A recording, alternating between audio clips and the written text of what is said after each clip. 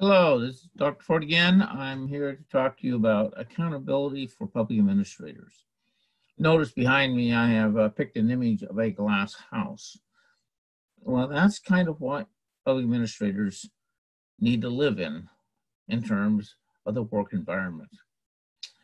Accountability is very, very serious for public administrators because they, one, have police powers. In other words, they either carry a gun or they can call people who carry a gun. And because they don't use their own money, they use our money, your money. This is very, very important to understand and why they are different than private administrators. If I'm unhappy with something at Costco, I can go back and complain about it and they give me my money back. They can't do that in public administration because it's not their money. Costco can do it because it's Costco's money. Public administrators can't. They're in a different situation entirely. Now, there are three ways of looking at accountability. One is traditional. Did you follow the rules? If somebody came and looked over your shoulder, did you follow the rules and did you obey the law? A second way of looking at that is responsibility. Now, why do we look at responsibility?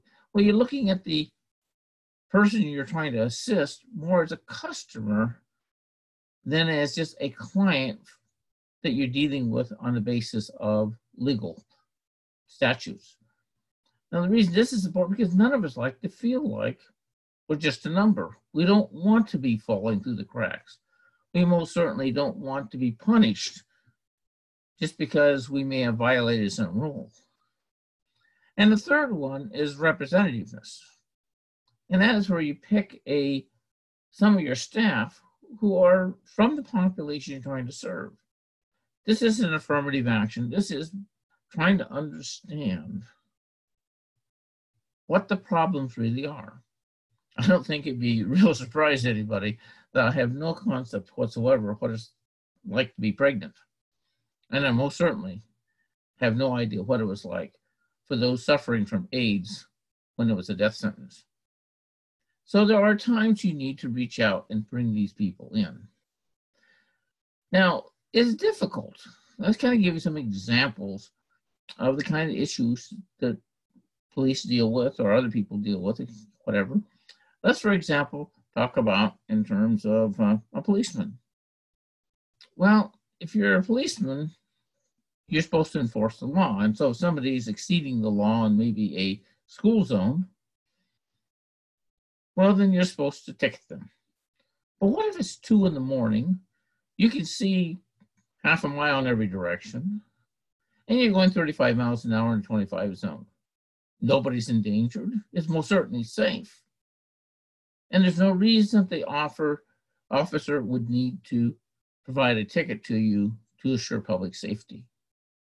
When we were coming back from on vacation one time, I was with my daughter, and she accidentally, because the speed limits changed all the time, exceeded the speed limit up in Idaho. Sheriff deputy pulled her over. He talked to her for a while, understood that she just missed the sign, asked her to be more careful, which she was. And the goal of the law, which was to provide for safe traffic, was fulfilled. Another example was mine personally, when I walked into the office and one of my staff members said she needed to talk to me immediately. This was a program where basically, if you had gone to what they call a CHTP screening and found to have an eligible condition, my program provided medical care for that program, for that child. However, the statute said if they have private insurance, the private insurance was responsible, not my program. Well, I was asking the problem on this situation, and my staff member let me know that the person had a CHTP exam and the condition was eligible, but they also had private insurance. But the problem was the deductible on the private insurance was approximately the same as their annual income. It was one of those junk policies that existed prior to the Obama era and Obamacare.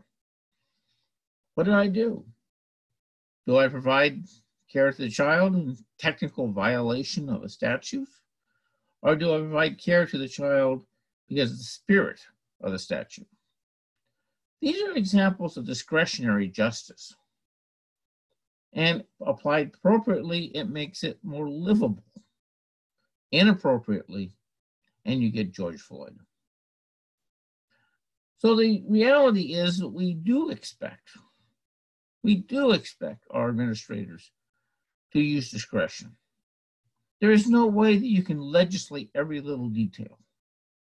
But we also need to hold them constantly accountable. We need to ask them why they're doing it. We need to be able to look at everything they are doing. If it's not a personnel matter or something comparable, if they take notes in a small meeting, staff meeting, we should be able to see those notes. Because they work for us, they use our money, and they have police powers. Actually, public administrators do a pretty good job of this. Surprisingly, when you compare in surveys between public administration and public servants versus private, if you ask the question very carefully, the last time that you were had an encounter with a public employee versus a private, which treated you better? And about 70% of the time, Americans say, actually, the government employee treated me better. But we've still got to hold them accountable. Thank you very much. Talk to you soon. Bye-bye.